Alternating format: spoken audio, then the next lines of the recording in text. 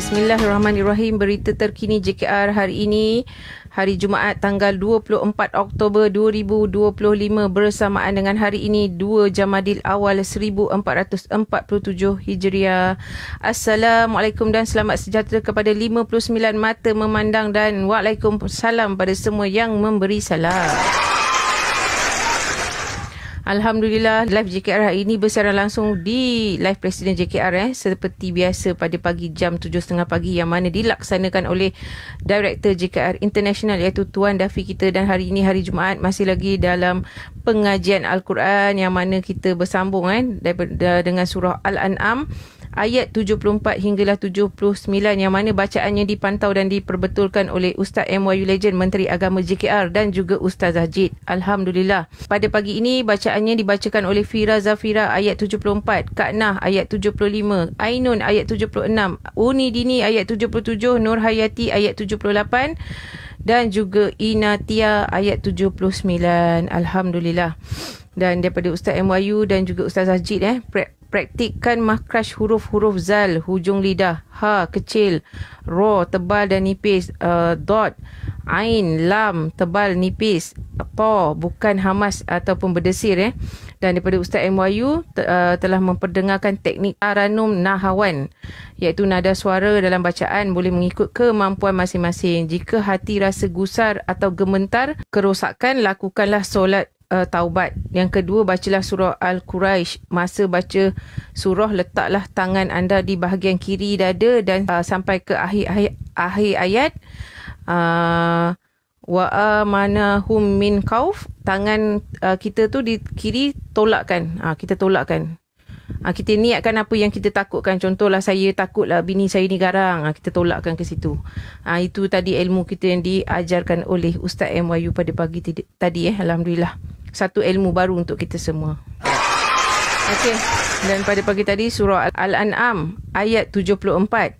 Ingatlah ketika Nabi Ibrahim berkata kepada bapanya Azar, patutkah ayah menjadikan berhala-berhala sebagai Tuhan-Tuhan? Sesungguhnya aku melihat engkau dan kaummu dalam kesesatan yang nyata.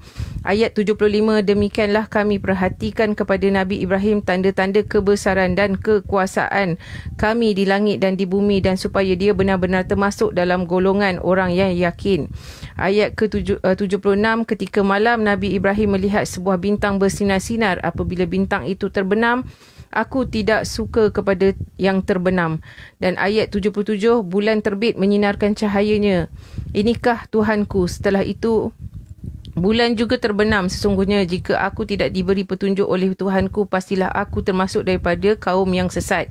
Ayat 78, matahari sedang terbit menyinarkan cahayanya. Inikah Tuhanku.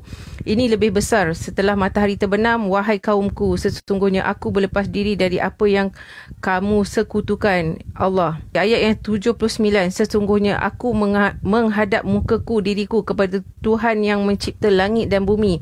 Sedangkan aku tetap berada di atas sasar tauhid dan aku bukanlah termasuk daripada orang yang menyekutukan Allah dengan sesuatu yang lain.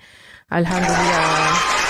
Dan pada pagi tadi ada sedikit tazkirah oleh Ustaz MYU Legend iaitu Nabi Adam AS dikeluarkan dari syurga namun tidak menyalahkan iblis tetapi menyalahkan dirinya sendiri. Kita hari ini kebanyakan daripada kita menyalahkan orang lain di atas setiap kesalahan, malah menyalahi orang lain juga yang tidak terlibat dalam keadaan tersebut. Dan Nabi Ibrahim AS adalah bapa tauhid, seorang Nabi yang sangat berpegang teguh keimanannya. Dan kisah Nabi Daud AS, betapa solehnya beliau, tampan, kaya harta, isteri dan anak-anak, mempunyai anak-anak yang ramai. Malaikat menuju Nabi Daud AS kerana ketaatan ibadah malamnya yang sangat luar biasa.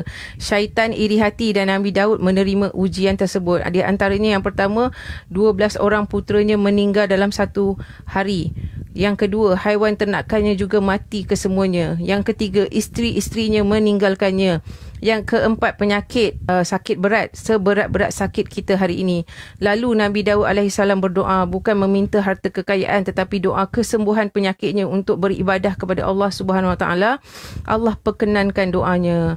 Dihentak kakinya ke bumi, lalu keluarlah air dari bumi untuk menyucikan akan penyakitnya. Kalau ilmu dan kejadian ini kita tolak, bagaimana lagi harus kita jadikan pedoman untuk diri kita. Allahu Akbar.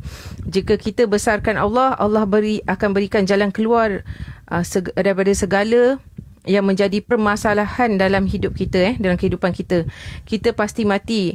Allah buka pintu hidayah, perbaiki dirimu, maka Allah akan bantu perbaiki diri kita. Perbaikilah hubungan, masalah diri kita, kebaikan orang lain. Kita membenci dan menghakimi, semua Allah lembutkan hati kita. Dunia hanya ladang untuk kita, kehidupan berbeza. Ada rasa relax, ada rasa lama, ratusan tahun dalam alam barzah, 500 tahun di padang mahsyar, ratusan tahun menanti keputusan Allah. Ada yang sampai tenggelam dengan keringat sendiri ataupun tanpa pakaian. Bersyukurlah selalu kepada Allah Subhanahu Wa Taala dengan nikmat kehidupan yang diberikan kepada kita semua, insya-Allah. Itu daripada Ustaz M. Wahyu pada pagi tadi, dan doa penutup dibacakan sendiri oleh Ustaz M. Wahyu Legend pada pagi ini. Alhamdulillah.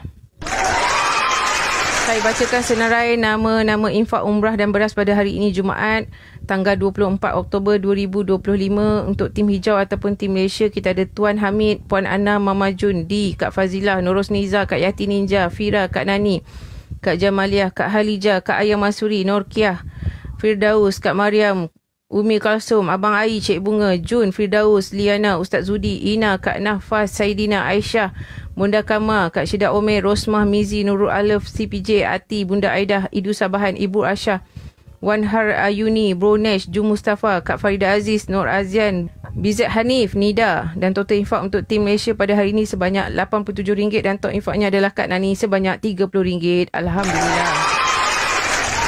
Dan nama-nama untuk tim merah ataupun tim Indonesia, kita ada Ustaz Mosh Maulana, Nur Hayati, Siti Aminah, Kang Abdul Ainun, Siti Sadiah, Siti Sharifah, Alma, Maya, Muslihuddin, Lia, Zulfa, Unidini, Rahmaliah, Ken Timpol, Mariam, Miftah Yulianti, Eti Herawati, Nur Absinar, Ustaz Ajid, Ustaz M. Wahyu, Ayam Mekah, Leo, Sabri, Ica Sri Mulyani, Nur Sari dan juga Adam T. Total infak untuk tim Indonesia ataupun tim merah hari ini sebanyak RM153,000 dan total infaknya adalah Ica Sri Mulyani sebanyak RM20,000. Alhamdulillah. Dan nama-nama untuk tim putih ataupun tim Singapura, kita ada Lady Zara, Erda, Abang Fari dan Syaz. Total infak untuk tim Singapura ataupun tim putih sebanyak $13 dan total infaknya adalah Lady Zara sebanyak $10. Alhamdulillah. Dan saya bacakan kiraan infak setiap hari infak umrah beras JKR pada hari yang terkini, iaitu semalam pada 23 Oktober 2025 hari Khamis. Total infak untuk tim hijau ataupun tim Malaysia sebanyak RM57, tim merah ataupun tim Indonesia sebanyak RM21.93, dan tim putih tiada dan juga total infak untuk hari Khamis sebanyak RM78.93, menjadikan jumlah yang terkini yang terkumpul sehinggalah hari Khamis malam 23 Oktober 2025 sebanyak RM10,724.58. Alhamdulillah. Dengan itu berakhirlah liputan aktiviti JKR pada hari ini. Dan sebelum kita mengakhiri berita pada malam ini, saya berikan ruang untuk Kak Ayam Masuri untuk menyampaikan sedikit kata-kata mutiara. Silakan Kak Ayam. Bismillahirrahmanirrahim. Assalamualaikum warahmatullahi wabarakatuh.